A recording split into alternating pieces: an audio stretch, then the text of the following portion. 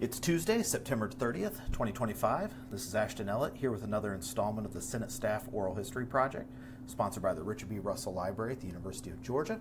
I'm here in Washington, D.C. with Brett Layson. Originally from Macon, Georgia, Mr. Layson earned his bachelor's degree from Georgia Southern University in Statesboro, Georgia. He served as an intern in the office of Senator Saxby Chambliss before joining Senator Johnny Isakson's staff in 2011. He worked in a number of roles in Senator Isakson's office, including senior legislative assistant. He's currently senior director of federal government relations for Home Depot, a great Georgia company. So Brett, thank you so much for taking the time this afternoon to talk about your time on the Hill. Yeah, happy to be here. Well, happy to have you. So you grew up in Macon. You're a Middle Georgia guy. Yeah, Middle Georgia through and through. My parents are actually from Macon. They Okay. met as middle schoolers. They've been dating since they were 17, so the whole family lived very, very close.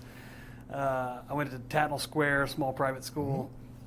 Graduated with like 85 people. 70 of them I went from K4 all the way through 12th grade with. So my mom was the teacher at the school. I played football. The head football coach was the headmaster.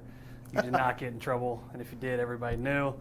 But it was great. I mean, having my sister, have an older sister, younger brother, they were both in school at the same time, and just a real great community. Then, I was looking to go to college. I did play football, played a lot of sports in high school, but football was kind of my thing, and got an opportunity to go to Georgia Southern to play football. I thought about walking on at University of Georgia, a couple other big schools, and then I thought, I need help paying for college too. It'd be nice to do that. So Chris Hatcher gave me an opportunity to come down there, and I was a little worried about Southern because a lot of kids from my high school went to Southern.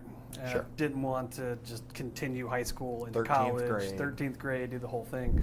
But football really gave me this totally other group of people that, diverse backgrounds, people I never would have been friends with otherwise, that came from all walks of life. That was really awesome. Had a great time at Southern, played a lot of good football, and then between my junior and senior year, I'd realized that I'd gone to school for 3 years and hadn't done a single internship or a co-op or anything because I was playing ball, and I went to the new head coach, Jeff Monken, and basically said, I got to go just do an internship this summer. He was like, well, that's probably going to impact your chances of playing as a senior year. And I was like, well, I'm not going to go to the NFL, so I need to get a job. So there was no program at Georgia Southern to come to D.C. They do have a program now, but it was really just, my sister was working in D.C. at the time. She was with Austin Scott. And she was like, why don't you just come up and see if you like it? So I got an internship with Saxby Chambliss, and I came up for, I guess it was 8 weeks. It may have only been 6 weeks over the summer between my junior and senior year, and just fell in love with the city. I did the most mundane things in the office, but my specialty was delivering Coca-Cola products to security guards around the Capitol so that we could get through when we needed to, which was a fun thing. And the most important thing was reserving fields on the National Mall for the softball games. There it is. So every Thursday, me and my buddy we'd go out in the field around 2 o'clock, and we'd sit there until the staff showed up around 6:30, and it was great. We honestly had a great time. So I went back to school and said, I think I want to do this. I was a finance major at Southern, didn't get a minor. I thought about picking one up my senior year, and I was like, I'll just enjoy senior year. And I actually had a job offer at SunTrust in Atlanta on their investment banking side, and I was talking to the recruiter, and he was very interested. He said, who else are you looking at working for, so we can build up an offer letter? This is also 2011. It wasn't a great time to get a job, especially in the finance world. Better than 2010. Exactly, a lot better than a few other years. So, I was happy to have that. I told him, I'm either going to work for you or I'm going to move to D.C. He's like, what are you going to do in D.C.? I said, I have no idea. Wrong answer. And he literally looked at me and said, why don't you go do that? And if you hate your life in 2 years, you can come back and work for me then, and you'll still be 23, 24, no big deal. So I just said, okay. I'd met Brad Bohannon, who was with Westmoreland at the time the summer before, and basically called him and said, hey, can I sit in your office and just be an intern? He's like, we don't have any money, can't pay you. I said, that's fine. I said, if I can just tell people I'm interning with Westmoreland, it'll give me an ability to go get coffees. And so I did that for about 7-8 weeks. You just squatted in the congressman's office? Actually, the first day that I was in the office, I got a call. The old school desk phones. They had the congressman's phone number, so that if an intern saw that number pop up, they knew to answer and know who it was. And I'd been there in the office for 20 minutes maybe, and the phone rings and it's Congressman Westmoreland, and he had left his boots in his office because he had been down at the gym, and so I had to go deliver his boots to him so that he could walk back up to the office. And so I was like, what is this place? But I did just informational coffees. I think I did like 160 something coffees over that 7 weeks. I had a spreadsheet that was set up with who I met with when and what they liked and how I could connect with them. Finance guy with the Excel file. Exactly right. And just kind of hit my head against the wall and couldn't find a spot. And then world's coming together. This is, I've told interns this story a ton of times before, but it was the night before I got an opportunity to intern for a driver position, a staff assistant job for Johnny Isaacson. And I was at a Georgia Southern alumni reception that night before. And I'm sitting at the reception. I'm talking to Charlie Harmon, who's Saxby's chief, who I'd interned with the summer before, and said, Charlie, I don't know how this happened, but I've got an interview tomorrow. I don't know anyone in Johnny's office. Like, for some reason, I just haven't made a connection in that office. I'm interviewing with Chris Carr, I think it is. You know, this guy has no idea what's going on. And Charlie goes, well, I'm happy to talk to Chris, but Chris is standing right over here. Why don't we just go talk to him? And I was like, okay. And so went over and chatted with Chris for a few minutes that night, told him I was coming in the next morning. And, you know, it felt like when I came in for the interview, it was almost like, good to see you again, like, welcome to the team. I mean, it probably was a little bit more than that.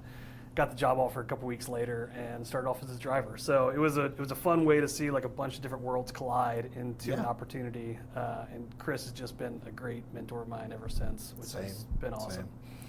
So you were a DC driver? DC driver in my 2004 Tahoe. It was 2004 awesome. Tahoe in DC streets. That's right. It was a tank. You know, I didn't worry about bumping into other cars. We were trying to parallel park. You were good to go.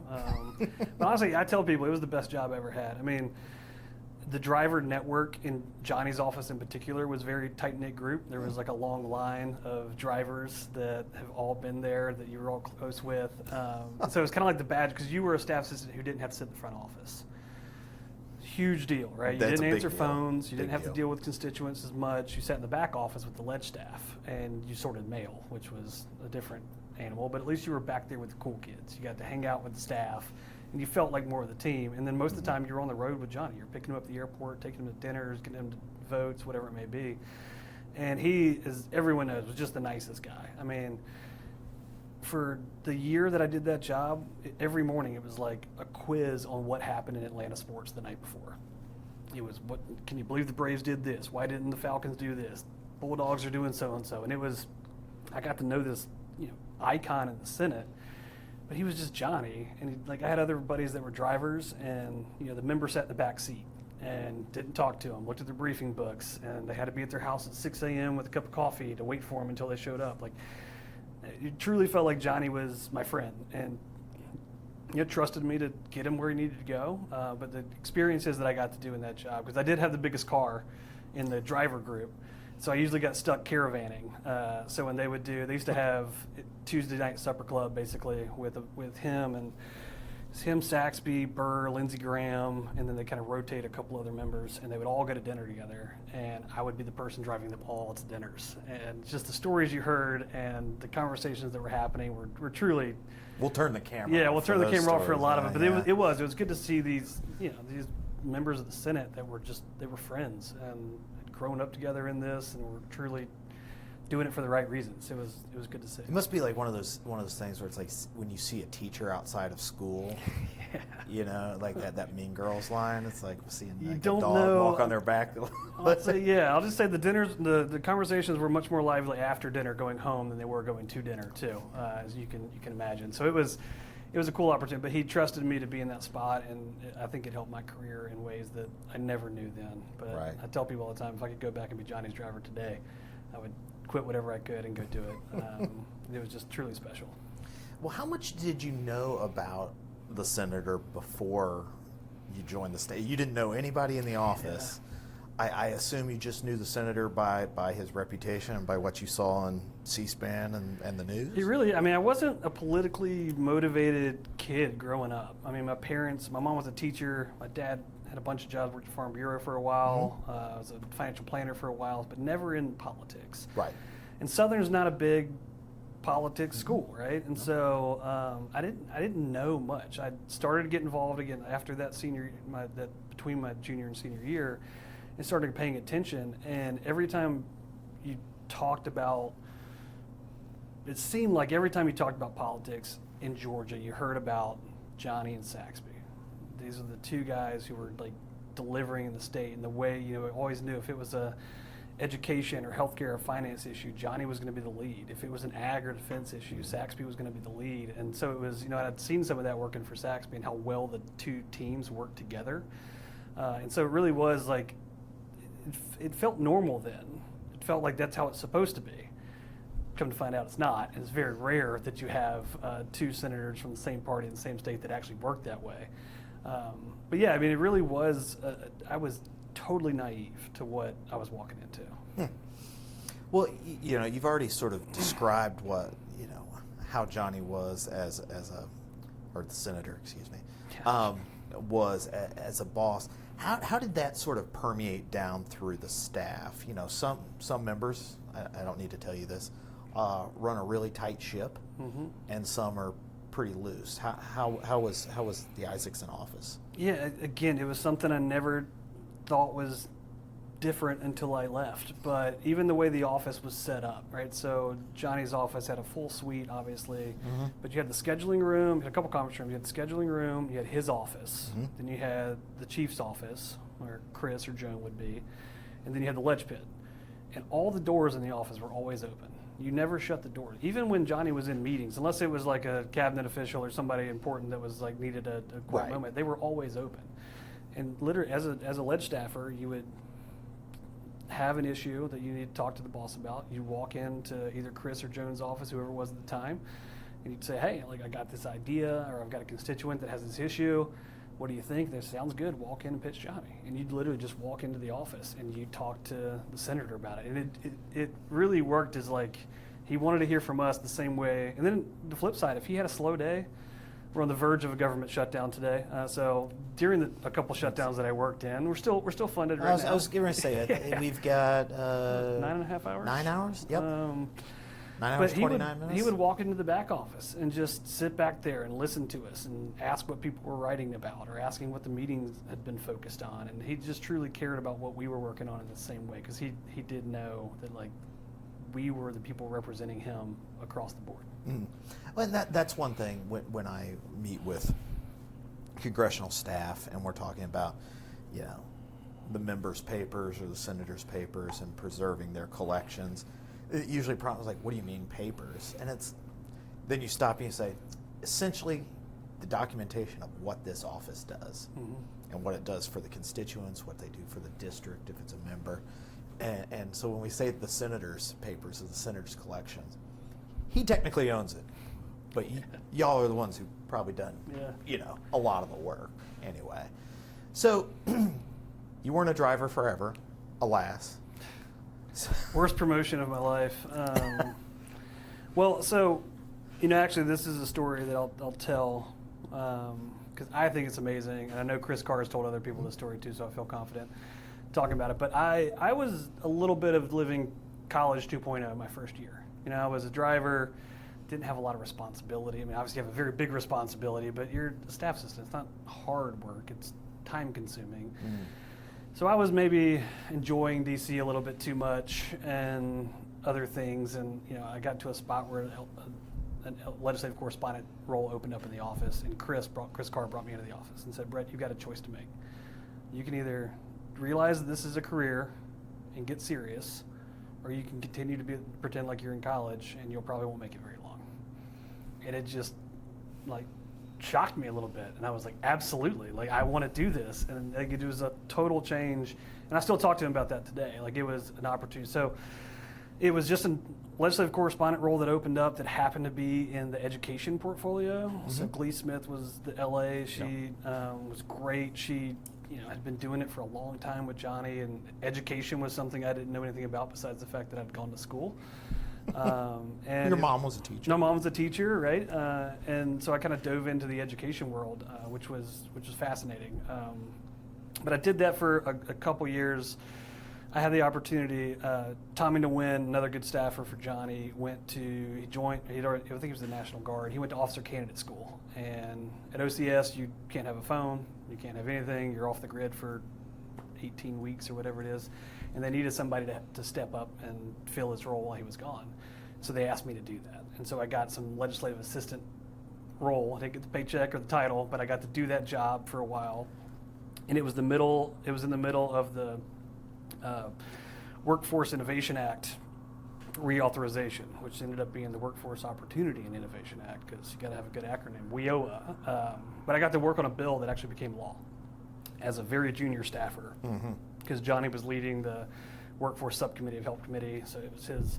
We were in the minority at the time too, so it was a fun exercise, honestly, of working with the majority in the Senate. The Republicans were in the majority in the House, and so having split government and trying to figure out how we were going to get a workforce bill across the finish line. So it was really a good opportunity. Then he came back, and a different LA position opened up a while later, and I'd like to think that I'd proven that I had done a good job, and they gave me that portfolio, which had education. It also did a lot of his Georgia projects. I don't know how else to say it, but I was the lead on the Savannah Harbor expansion, water wars, a lot of fun Georgia issues. But education was really that thing that we worked on. So, I mean, a couple nuts and bolts questions. Describe for folks who don't know what a correspondent does. I don't know why you'd probably be watching these interviews if you're unfamiliar with an LC. But what did you do as an LC? And you know, when I think correspondence and casework, I think often healthcare, VA, Social Security benefits. What sort of education issues would come in front of you as an LC? So it was a lot of student loan reform. So that was a big issue when I was taking on. There was high interest student loans that people were dealing with. This is when we created the public sector loan forgiveness program and how that was going to work. You got a lot on just like the general cost of higher education. That's always been a concern of how things are going. And then failing schools. You get a lot of stories about people that are saying, why is it that my kid has to go to this school because I live in this area? Why are my schools not improving? And then as my mom was a teacher, like I remember people would write in about, even teachers would say, like, I got promoted into the administration and I realized I should have stayed in teaching. But the only reason I took it was because I needed more money. And so a lot of things like that, but a lot of it really was about, at the time, student loans and how people were paying for college, which became a massive issue. Oh, well, I mean, still is. I was going to say, I've read the headlines today. Yeah. Apparently, there are some reforms in the offing. And as a legislative assistant, that's where you're actually working on legislation that's before the Congress or the committees. Yeah, that's where you get to work. So typically, I mean, the Senate, you kind of get to work on everything, but you really focus in on your committees. And so Johnny had been on the HELP committee, the Health, Education, Labor, and Pension committee for a long time. He had been on the Education and Workforce committee on the House side before, where he had actually worked on No Child Left Behind when John Boehner was the chairman of the committee. And so he had a long history in education. And I got the opportunity to work through, ended up being called ESSA, but the reauthorization of No Child Left Behind. And so I remember it so vividly. It was the first big hearing I had. It was the kickoff for like this 2-year process that we were going to work on. And I'd worked on this memo for weeks, it felt like. Like every letter was perfect, and it had its talking points on what his opening line was. And I gave it to him, he read through it, and the next morning at the hearing, he said something completely different, just off the cuff. He's talking about committee rooms where he was in 1999 working on this, and how he knew the stuff at the State Board of Education, he'd done, promised in the governor's race, and all of this stuff. And I was like, how was I supposed to know this, right? And he turns around and goes, Brett, you did some really good work. It's not that I didn't like what you did. I just liked what I said a little better. And I was like, absolutely, sir. That was incredible. But getting to work on an issue of consequence for a member who had such a steep history in that topic was truly special.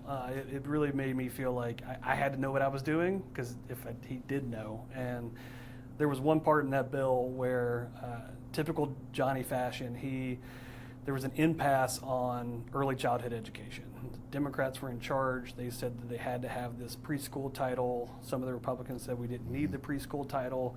And Georgia had a preschool program through Absolutely. the Hope Scholarship and the lottery and other things there. And so Johnny was like, we can make this work. I'll get in a room with Senator Murray, who was the chair at the time, and we'll work it out. And it was a members-only meeting. The two of them sat down, they left, and Johnny walks back in my office and says, we're good. We got a deal. Go work with their team.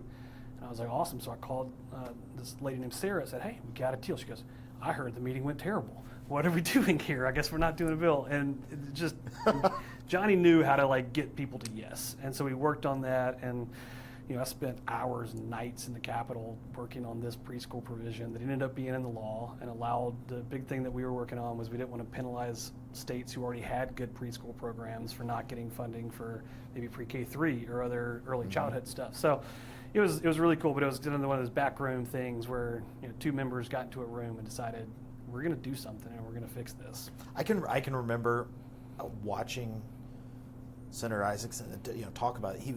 What was unusual because he was on MSNBC talking about pre-K, and my wife is early childhood education. She was in kindergarten at the time, now teaches first grade.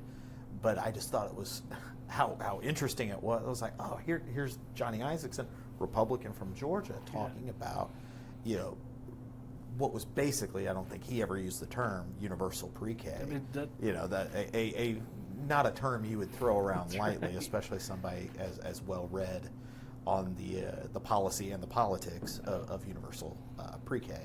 But yeah, that was me behind the scenes. Look, who knew? I had no idea. Worlds collide. Yeah. So you've already mentioned how the office was really open and their open lines of communication, but did you technically report to an LD, or was that something where you just worked straight directly with the member? So the first part of my career with Johnny, Joan Kirchner at the time, she was the LD and comms director and deputy chief. She kind of had she was awesome. So, and then I guess is awesome. Sorry, Joan. Is awesome. And I guess the last 2, maybe 3 years that I was on the team, Jay Solzman had come over and taken a job as LD. His friend Johnny got on finance committee. We really needed, somebody who was going to be able to make sure all of the finance committee is a massive deal in the Senate and deals with everything. He was the healthcare person, but then when you get on finance, that's when my now wife Jordan came over to the office and started working on healthcare. So Jay Solzman was our LD. Okay.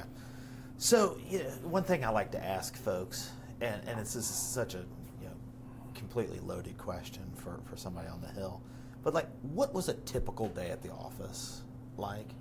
Not that there ever is one, but I still like to make people squirm. So I had I don't know if it was a blessing or a curse, but I, for whatever reason, had all of the Georgia groups were it was my pleasure to welcome them to the office, right? So all of the county chambers, all of the, I did a lot with Fish and Wildlife, and so you'd have a bunch of these people that would come in town. So my day was doing 30-minute meetings with some group from Georgia all day with, you do 13, 14 meetings in a day, and you're just like, it becomes clockwork. Like, how long you have to introduce. That or you don't last very long. Or the problem is that someone's banging on the door at half past an hour because they got a meeting coming in, and you got to respect your teammate and figure this out. And so it truly was a lot of that. And then you'd find an hour or two in the day where you could work on the policy that was important. You'd talk to your legislative correspondent and say, hey, what are people writing us about right now, so that we know that the issues that we're working on are either helping or hurting that issue potentially, and how we're going to respond to that. But it truly was like so fast paced, and you're running around constantly. But it came in ebbs and flows. Your issues would be hot for a while, and you'd be in the office till 9 or 10 o'clock, and you'd be working all the time. And then, the next month it'd be somebody else's issue, and so you'd kind of see them working around the clock. And so everyone kind of had a respect. But we had a very close office, and usually our nights ended up at Union Pub down the street for a couple beers to say, hey, we made it through another day. Let's get ready to go again tomorrow. But it was a ton of fun. Well, you mentioned softball. Georgia has such a storied history of softball teams with None Better and the Peach Pits on the house side. Oh, did the Isaacson office have its own team, or did y'all have to like cobble one together? So we play with the other senator. It was either Okay. Saxby or Purdue there at the end. We had the Peachtree Sluggers one year. I think one year we just went with the Braves. We're like, we're just gonna be the Braves this year. But then we'd bring you over the House side. The Congressional League is a little bit different. They're a little more organized. Have a lot more people to play. But it was fun. I mean, those are. If you ever get a chance to play softball on the National Mall at sunset, it's incredible. I mean, you sit there and you pinch yourself, and you're like, "This, the Capitol's here, the Monument's here, the sun's setting, and I'm playing softball." How did I get here? Exactly. And like, why am I doing this? Like, this isn't in the job description. Well, it's funny because I do some oral history interviews for Senator Bill Frist. Mm-hmm. He has a staff oral history at the Gore Center. And he had the unfortunately named team the Lab Cats. He's a doctor, medical. But it's just such a vivid memory that folks who are on staff remember. If they played softball, that's like their go-to. Randy Knuckles, our host. You can get the None Better folks together, and they will still talk about different plays and somebody who almost got killed at third base because they didn't know what they were doing and probably shouldn't have been there anyway. Well, I remember passing off the softball equipment to Purdue's office when Johnny was retiring. I'd left the office this time, but they were kind of like, "What are we going to do with this like bag of gear that we inherited from the Saxby team when they left?" And because it was usually the senior senator who kind of ran the team, and I remember passing it off to the Purdue team and being like, "This is y'all's now. Like, make sure you use it well." We could have used new bats by that point. Well, that's a good segue into the collaboration. You've sort of touched on Saxby and Johnny and how well they work together. A lot like in the way that Senator Talmadge and Senator Nunn worked well together, and even Senator Nunn, Senator Mattingly working together in the '80s. What was it like working with Senator Perdue and his staff, who were there 2015 on? Yeah. I guess? It was a learning curve from both offices. Uh-huh. So like I said earlier, with Johnny and Saxby, it was seamless. They'd known each other for decades. They'd been doing this. The committees were worked out. And Senator Perdue came up and was on kind of new committees for Georgia. A lot of his staff were people that we knew, though, and so it was more. P.J. Walter was. Worked for Saxby for a long time, went over there. Rachel Santos was the same way. She'd worked for Saxby for a long time, went over with Purdue. And so it did work well. But there was like a little bit of, he was a CEO, right? He wanted to move things. He wanted to move quickly, and Johnny was very much in the world of like, we need to do things right. We need to move maybe a little slower so that we make sure we've checked all our T's and make sure it's going to work. But their team was great. I mean, it was fun to work with. They're still one of my best friends I met in that office. I mean, they're good people that live down the street from me. So it was fun. And then I remember vividly a water wars fight that we had with Senator Shelby, and he was on chairing approps and was trying to get language in an approps bill. And Saxby had always led that issue. I mean, it was South Georgia through and through. I mean, it worked for him. PJ had done this for years. And all of a sudden, I'm the water wars guy, and I'm like, what do I do? And luckily, PJ was over there. I'm like, PJ, you're going too. He was like, absolutely. And so, even insanely hot topic issues, we had the staff connection that was like, we're going to go in there. Maybe I'm going to say the first word instead of PJ, but like we had the same message, and we're going to deliver. And we beat it back that year too. I mean, water wars. It's just one of those things that went on for so long that you just when it ended. You're like, huh? Yeah, is it ended? Huh, I mean, I guess we got a ruling, I guess. Well, there's a ruling. Yeah. As good as precedent can be, I suppose. But there was an amazing time where there was some language that got into an appropriation bill very deep in the process. It passed the Senate and got to, we had to figure out how we were going to pass if it was going to pass the House, as Paul Ryan was Speaker. Okay. And the Georgia delegation was a crucial block because Johnny said, we're going to meet with the whole delegation, and we're going to tell them if they take the bad language out of the bill, we will vote for this entire omnibus as a block. and the Alabama team couldn't do that. They had people that weren't going to vote for that appropriation bills for whatever reason they had. And as a group, the whole delegation decided we're going to, and it happened. They took the language out, and that whole group took a very tough vote for their district, right? I mean, this is a big government spending bill and all the stuff that you can say about it, and they all lockstep got behind it, and that bill passed. And it was pretty cool. Yeah, it's pretty. This must have been, I think it was still in Saxby. It was there. It must have been 14. Could have been 13 during the shutdown. It may have been the long shutdown. That was the Dr. Seuss shutdown, Yeah, if I remember correctly. It was all that and more, I'm sure. I get them. They all run together at a certain point. But yeah, it's sort of wild to think that, in this day and age, I say this day and age, it was 10 plus years ago, that, in a polarized era, you could deliver 14 reps and 2 senators, which, what was that, like 8-6 at the time? Yeah. Something like a 9-5 maybe, Republican, incredible. Democrat. I mean, it was, but it proved it. Like, Johnny was all about delivering for the state. And he talked about it all the time. He voted, he likes to say he voted for an ag bill that people said he shouldn't have, but it was good for Georgia. He voted for a highway bill that wasn't good, but it was good for Georgia. And that's why he kept winning, because he delivered for the state. And, I got to see that. I worked on the Savannah Harbor expansion project. That was an inherited issue that I kind of took on later on. But it was the same thing. It was like, how are we going to work on this? And that was a great collaboration between obviously Johnny and Saxby, but then the Purdue team when they came on.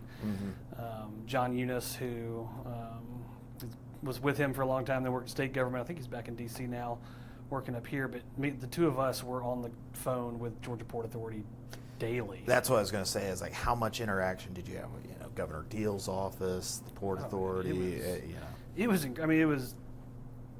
Jamie McCurry probably never wants to talk to me again. I'm kidding. Jamie loves me, but it truly was every single day for, it felt like years that we were talking. Some new issue would pop up. There'd be an appropriation bill, or the president's budget would come out and wouldn't have the number we needed, so we had to go figure out how to work. I mean, meeting with the Army Corps of Engineers, delivering the same message. I mean, we had Joe Biden, president or vice president at the time, had come down to the port and talked about, come hell or high water, we're going to get this port done. So it was. We want deep water, not high water. That's right.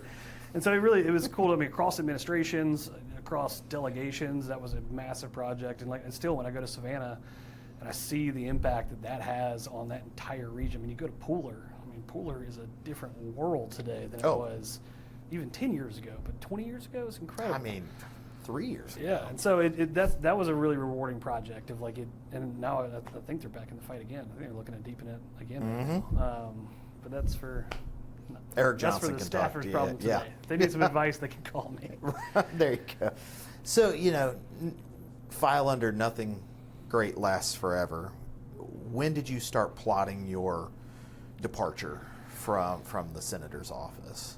Yes. And how did that come about? Yeah, so I had Johnny was the only guy I ever worked for, so I knew I didn't want to work for another member. I just could not see a world where I could find someone who was going to be like him, and I didn't want to be disappointed. So he came out with his Parkinson's diagnosis, obviously ran for re-election. With that, won. We get into 17, and I just start thinking, what else am I going to do? I love DC. I don't think he's going to be around forever. How do I decide what I want to do? But I also wanted to work for a Georgia company. From Georgia, worked for a Georgia member. Luckily, we got a lot of good Georgia companies in the state. And I was very open with the office. Trey Kilpatrick was the chief at the time. Or I guess he was deputy chief. But he was in D.C. Joan was back in Atlanta. And I talked to Trey all the time and just said, hey, if the right opportunity opens up, I got to take it. And had some things that, frankly, Johnny talked me out of. A couple job offers that I thought I should take, and he was like, this is not the right place for you. One of them involved a dinner that ended up with me and Johnny and Leader McConnell and Elaine Chow sitting at a table together. Sounds like the beginning of a very bad joke. It was pretty incredible. We were just sitting at dinner, and they walked in, and he was like, do you want to join us? And I was like, what? It's okay. I thought I was talking about a job. But no, the Home Depot job opened up, and I saw that, and a lot of the qualities that Johnny had as a member, I see in Home Depot with their culture and how they treat their associates and their people. The inverted pyramid, putting the CEO at the bottom. Everything's about your associates and your customers, and that's really how Johnny ran the state when he was there.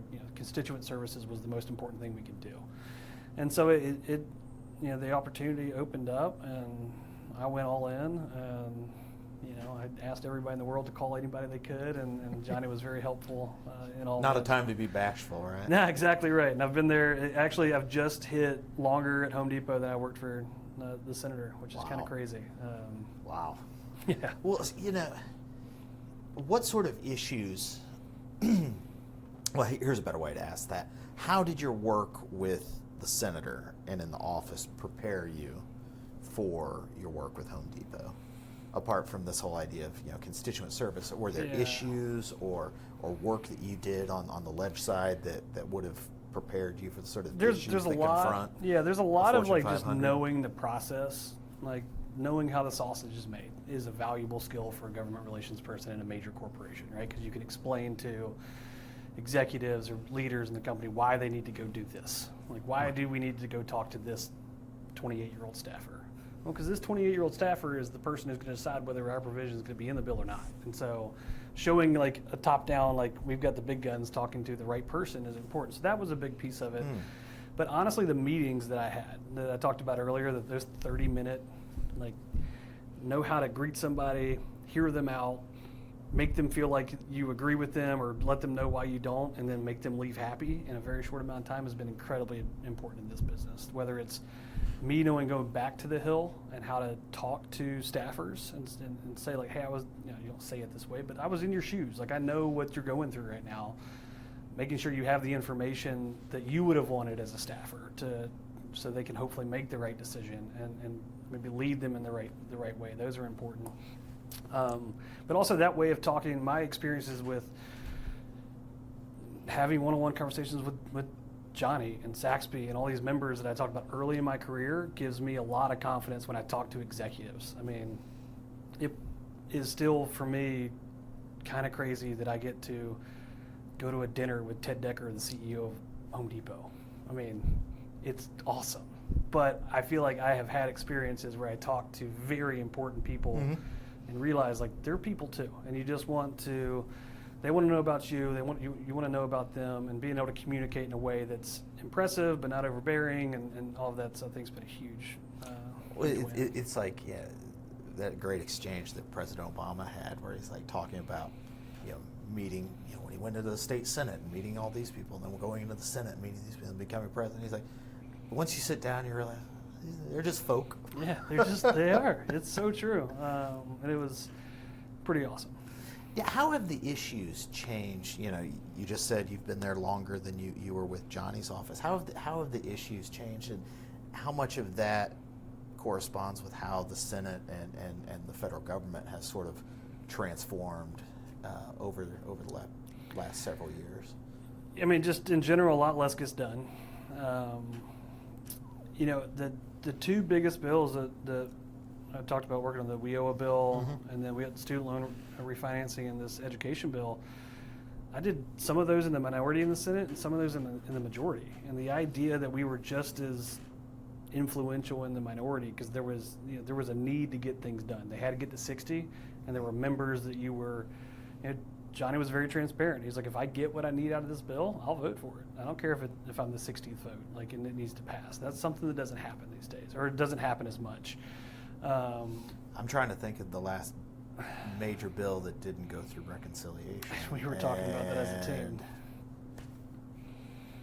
Outside of a funding bill. Outside of an Omni or something like that. A must pass. It probably hasn't, or it's been, the 99-0 vote that does something that you don't think about, right. So, mother and apple pie. Yeah, so it's that part's been interesting. I think the pressure on corporations and other side to know that you've probably only got one or two bills a year that are going to pass, and so you've got to get what you need or keep what you don't need out is different. I don't think we did a reconciliation bill when I was in the Senate. Technically tax reform passed. I'd been at Home Depot for a month, And so a lot of that process work done. But I mean, it's really, that was a new concept to a lot of people. Like, how does this work? And now it's like everybody knows. Was that Tax Cut and Jobs? That was TCJA, Act? yeah. So it was that like November 2017? Because it didn't pass initially. Yeah, they tried to do Obamacare repeal, and then that went down, the McCain Senator vote. McCain. Yeah. So I mean, again, we're not talking ancient history here. Oh, you know, 2017. Yeah, I was out of grad school when that. But even just the delegation has changed so much. I mean, you know, when I came in, it was Westmoreland, Tom Graves. Tom Graves was the new guy. You know, he was. Yeah, he came in 10. Yeah, so he was kind of he was the. Same thing with Austin Scott. Austin Scott. Yeah, Austin Scott. They were kind of the new bombastic, you know, they're the new guys in the block. And you look back now, that obviously Austin, but Tom Graves has been gone for a while now. You had Paul Brown and Phil Gingrey and people that had, you know, at least had institutional knowledge. All of that's changed over once, if not twice. And then with an election coming up, you know, you got at least 2 more that are going to flip with Buddy Carter and Mike Collins running for the Senate seat. So going to have new delegation change. And then the same thing on the Democrat side, right? It's we've got, you know, a few that have been stable through that, but some new folks. But I mean, you're getting to the too. point of generational change. I mean, you know, obviously well wishes to everybody, but you know, time waits for no man, right? How does that affect? One, how does that affect how offices work? You know, new staff, things like that. But then how you would interact with delegations in your role as government relations? You just got to constantly network. You know, it's interesting. A lot of the senior staff in the Republican Georgia delegation right now are all former Johnny people. A lot of whom were interns who then went on to do other things. And so keeping up those relationships has been important. And also, like, as soon as a new member comes in, getting in early and getting in quickly. Like Congressman Brian Jack, you know, new member, took a Drew Ferguson, 3rd district. Drew Ferguson was a huge champion for Home Depot and other things, and he decided to leave. And Brian Jack came in. We need to know him now, and he's got a lot of reasons to know him for his ties to the Trump administration. But I think that's something you just can't. I tell my team, and I tell interns that are coming through my office, if you take 2 years off of this job, you're starting from scratch. Like, the turnover on staff, especially on the House side, these people are moving. They're getting their LCs this year. They're chiefs in 3 years. And if you didn't know them when they were LCs, they may not care about knowing you once they're a chief, right? So you really got to invest in the junior staff and work your way down, and not just depend on, you know, your 5 or 6 senior leaders in the leadership committees to work on those, because they'll be gone too. Well, and you know, a lot more things went through committee, and legislation worked its way through committee, whereas increasingly, well, I say increasingly, this has been for a long time, you know, concentration in the leader's office. 4 corners. So, right, right. So it's not a good way to do. Yeah, regular, you know, I was joking with, I think it was Tuck, when I said, you know, there should be a disclaimer on these interviews that say, you know, warning, this person worked during regular order. So if you're sort of watching it now and you're only understanding, your only lens is really sort of post 2016 or even post 14, you know, once we did a left. full bicameral conference committee on the education conference committee. There's something people have no idea what that even is. Yeah. I mean, we sat in a room in the Capitol with the designees from each committee. It wasn't the full committee. It was chosen by leadership. And we went through line by line of a 900-page bill, working out every single detail with the members. Like, the members were in there. And then we voted that out unanimously because we all agreed on it. And then it passed. It was pretty incredible. I mean, you mentioned, you know, just talking about the process. And I think for folks who haven't worked in it, really studied it and experienced it, you know, they think the Schoolhouse Rock video or the, you know, the flow chart, like how a bill becomes a law. And if you go and look at one of those today, you're like, that's interesting. That's very quaint. That is not how this works anymore. So yes generally and no. speaking. Yeah. So, but I will push back a little bit because lack of process is the number one way to kill something you don't like. So even if you're trying to attach something to an omnibus and you know that's the only bill going through, if you haven't had both committees in the House and Senate at least have a hearing or have a markup on that. And a lot of times those committee chairmen will say, I'm going to hold it just because my committee hasn't looked at it.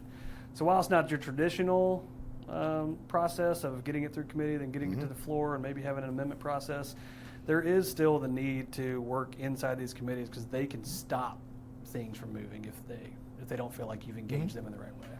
Which is certainly something that happens at the state level. At least used to happen a lot when Speaker Murphy was Speaker of the House. I'm glad I don't work in state politics.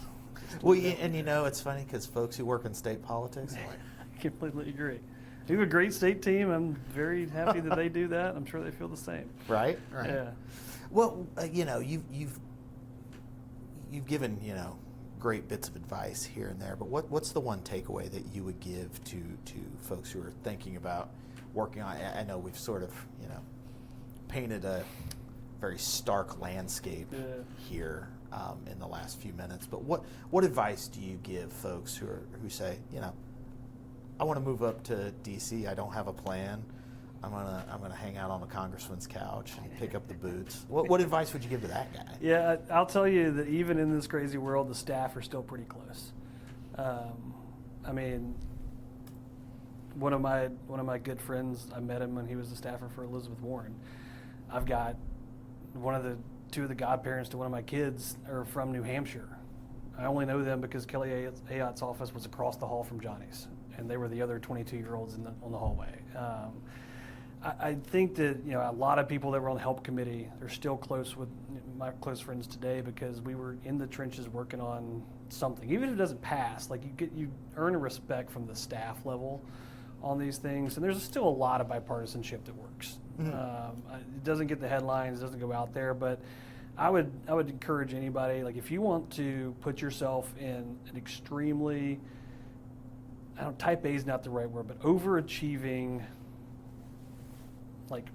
building where everyone wants to succeed and everyone's there for a different reason and they're from every walk of life, Capitol Hill's it. I know people who have 5 houses and grew up with trust funds, and I know people that had 0 money and grew up with nothing, and we're all buddies now because we all did this weird hill job together and you went through some trauma experience. bonding. Yeah, I mean it truly is, and but it's fun. And right. I tell people all the time, I've got a family, I've got 2 kids, I got a mortgage, I got a lot of stuff going on, I got kids to put through college, but if I win the lottery one day and I don't have to worry about money, or once my kids go out, I'm going back to the Hill.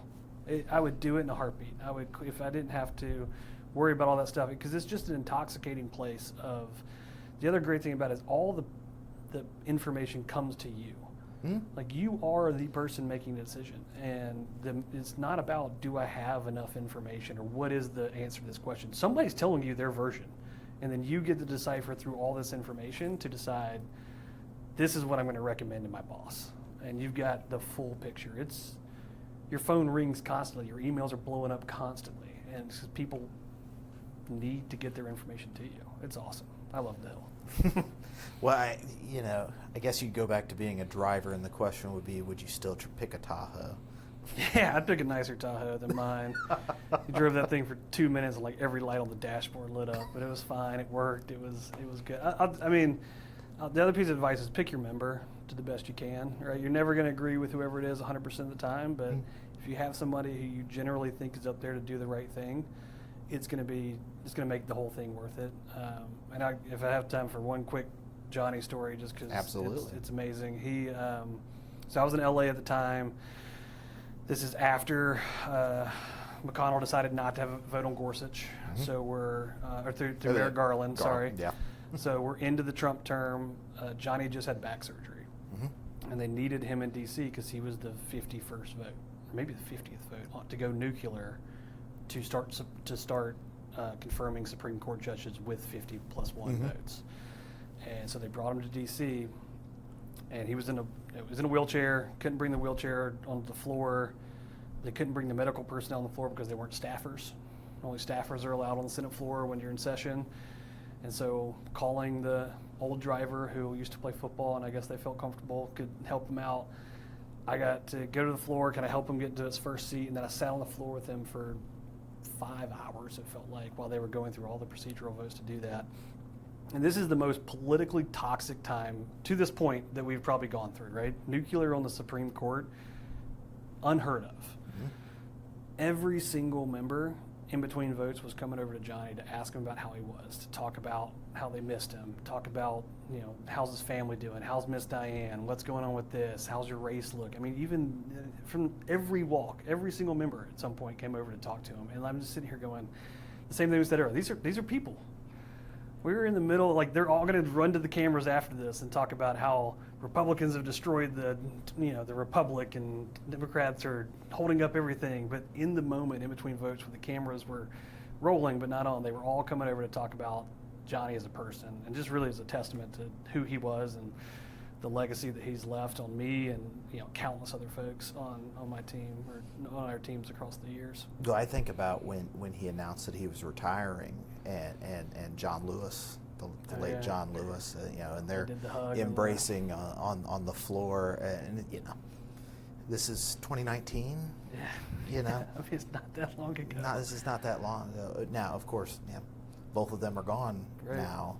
We lost Congressman Lewis in 2020, and then Johnny passed in late 21. It's almost he's been gone almost 4 years. We got a chance. I have an almost 5-year-old, and Johnny had moved into the kind of assisted living facility at this point, and COVID's going on, and we're trying to figure out. I'm like, we've got to get Palmer, my daughter, to go down and meet Johnny. And she was 8 months old, I think, maybe 9. And the first solid food that my child had was vanilla ice cream from Johnny Isaacson. Because we sat down afterwards and we put him in his lap, and he was like, "She looks like she wants ice cream," and you're not going to say no to that. So he brought some ice cream, scooped it up, and she loved it. So grandpa mode. Yeah, it was pretty special. He was truly an incredible man. Yeah. What do you think his legacy will be? Once we get. I work at the Richard B. Russell Library, and we have the papers of congressmen and senators, and each generation remembers folks differently, if at all. What do you think Johnny's legacy will be as we move forward? Yeah, I mean, I think that the ability to get things done regardless of who was in power. I mean, if you look at his history from the time he was in the state politics on, but really his time in the House and the Senate, it didn't matter if it was Clinton or Bush or Obama or Trump, or if he was in the minority or if he was in the majority, or if he was in the House or he was in the Senate. Like, he's worked on not just naming post offices. I mean, you're talking major pieces of legislation that have shaped the way that Georgia is today, have gone, and he's been able to do it throughout every type of administration or political world, right? I mean, I grew up, I came to DC in 2011. I remember being in 7th grade during 9/11. Like, it was still a thing that you just, you remember as a kid, like this whole thing. When I was driving Johnny, if it was a nice, clear autumn day and the sun was shining and it was super bright, the first thing he'd say when he got in the car was like, "This is exactly what it looked on September 11th. So you just, I know, the legacy that he has and like the breadth of issues and things that he worked on was just truly incredible. And my most fun times were in the minority. It was fun. They don't often. You may be in the minority. Yeah, I think I will be. But it was because he was saying he didn't care. He was like, "I'll go. Go get me wins in this bill, and I'll vote for it. We'll deliver for Georgia, and we'll get something done." It was truly incredible. Well, Brett, thank you so much for taking the time to do this. This has been a fantastic conversation. Anything else before we call it a day? No, I think this is all great. Appreciate you doing this. Yeah. Staff are the battle buddies. Like, it is.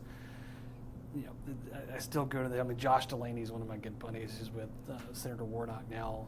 I knew when he was an Elizabeth Warren staffer, and we were working on things. It's just, there's a bond that goes there that you remember forever, and you respect people that go through it. And I tell if I have an intern in my office and they don't end up on the Hill in some way, I feel like I failed.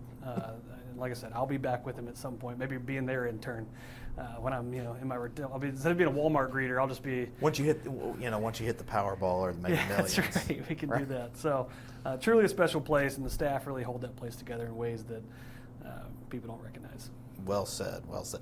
So thank you to you, Brett, and then to also Randy Knuckles and everybody here at Denton's for providing the space to do this program. So thank you again. Awesome. Thank you.